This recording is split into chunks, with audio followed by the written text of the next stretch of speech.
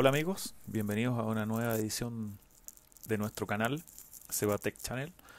El día de hoy retomaremos donde dejamos el video anterior. Les explicaré brevemente qué es lo que se trata, de qué es lo que se trata los datasets, que son la forma de organización de datos que tiene el mainframe en este caso, IBM. Hasta el día de hoy se utilizan más o menos la misma nomenclatura. Así que bueno, vamos a loguearnos en nuestro sistema. De esa manera vamos a poder mostrarles de qué se trata esto de los datasets. Vamos a ingresar aquí con el usuario ERC01. Aquí vamos a ingresar al ISPF, que es lo que habíamos visto en nuestra facility, digamos, para poder ver los datasets, hacer las distintas operaciones sobre los archivos, etcétera. Aquí vamos a utilizar la opción utilitarios 3, que es la que ustedes pueden ver aquí. Aquí está la opción 3. Utilitario y una serie de otras opciones, se los dejo a ustedes ahí poderlo buscar o motivo de otro video. Aquí en la opción colocamos el 3 y vamos a hacer la exploración de los datasets con el dataset list, que es el número 4. Aquí les voy a mostrar cómo funciona la búsqueda, digamos. Aquí básicamente uno puede colocar los prefijos, ahí les voy a explicar de qué se trata. Aquí los nombres son en el fondo. Básicamente un dataset es un archivo plano con un nombre de 44 char máximo, separados por calificadores que se llaman con punto, y que permiten identificar los distintos datasets. Y hay datasets que son secuenciales, particionados. Ahí vamos a ver que hay distintos unos que son en el fondo formateados. Hay unos que son, digamos, hacen las veces como de directorio, ¿no es cierto? Esos son los particionados y dentro de eso se manejan como si fueran archivos. Entonces fíjense ustedes, por ejemplo, en este caso, voy a poner el prefijo solamente Seba, ¿no es cierto? Para poder ver aquí la lista general. Aprieto Enter en este caso. Entonces fíjense ustedes cómo están aquí. Este es el calificador de mayor nivel, en este caso Seba, que es el que está al principio. Punto, ¿no es cierto? Ahí separa el calificador, PRG, ¿no es cierto? Que ese sería el segundo calificador. Y el tercer calificador, fíjense ustedes, es CList, CNTL, COBOL, GSC, LOAD. Esto tiene una cierta convención. Los que son CList son comandos que se pueden ejecutar, digamos, dentro del TSO.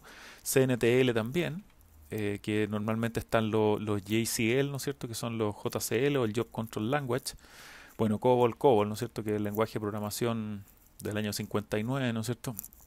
Ahí se manejan los fuentes normalmente.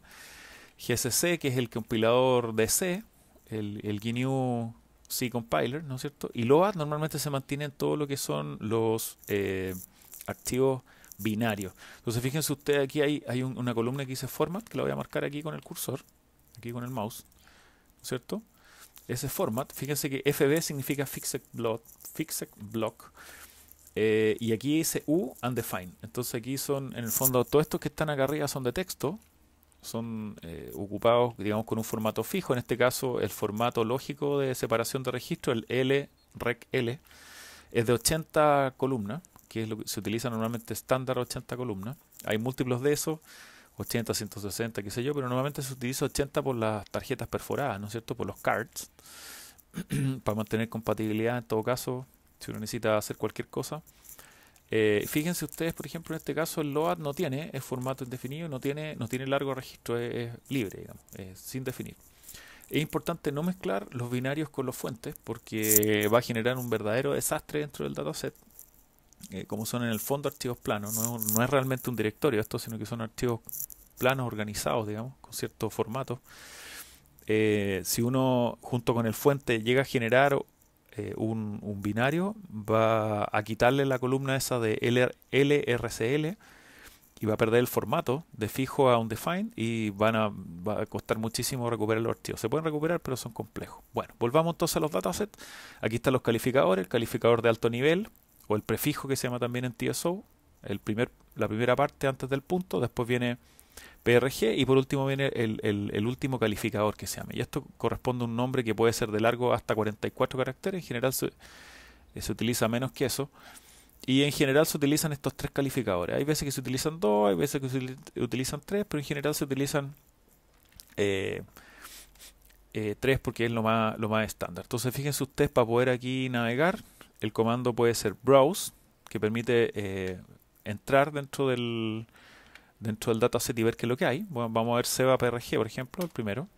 Y fíjense que aquí dice que está SEBA-PRG, con SEBA01. SEBA01 es el DAST, que es en el fondo el dispositivo que es de almacenamiento físico, los discos, el volumen. Y SEBA-PRG sería el dataset. Y dentro de SEBA-PRG, fíjense que hay una serie de archivos, acá adentro, AD, CMPL, DF, etcétera, que aparecen, ¿no es cierto?, sus versiones, cuándo fue creado, cuándo fue cambiado, dónde inicia, dónde termina, qué sé yo, el tamaño, cuál es el usuario que los tiene. Hay algunos que no tienen todavía estadísticas porque fueron importados directamente, copiados directamente, no tienen estadísticas, no fueron creados dentro de esto. Fíjense ustedes que entonces este dataset es particionado. Además contiene miembros adentro, estos se llaman miembros, estos que están aquí. Entonces si uno quiere entrar un miembro, uno puede con la B visualizar, por ejemplo, y uno puede visualizar el miembro. Entonces fíjense cómo el formato es seba.prg y paréntesis el miembro, ¿no es cierto? Si uno, por ejemplo, ve otro, vamos a poner, en este caso le voy a poner editar. Aquí le puse ver, que es B corta, ¿no es cierto? Pero también uno podría poner E, que es editar. Entonces en este caso marca con colores, ¿no es cierto? Y permite hacer una modificación al texto. Fíjense ustedes que en este caso también aquí hay otro miembro. Fíjense que las columnas llegan hasta la 80 nomás. En la que si uno se mueve aquí hacia la derecha con F11, llega hasta la 80. Aquí con F11 y F10 uno puede avanzar o hacia la derecha o hacia la izquierda. Aquí hay otro archivo, ¿no es verdad? Donde el miembro en este caso sería cmplcov, ¿no es cierto? O sea, seba.prg serían los calificadores y el miembro cmplcov, ¿no es cierto? Con F3 volvemos hacia atrás. Vamos otra vez a ir hacia atrás. Fíjense que aquí vamos a entrar, por ejemplo, a un programa en COBOL, por ejemplo, o GCC. Vamos a entrar a este GCC. Vamos a hacer un browse para poder entrar. Vamos a entrar aquí a Hello, por ejemplo. Aquí fíjense que de nuevo el calificador seba.prg.gcc. Este es el nombre del dataset full qualified, en el fondo totalmente calificado.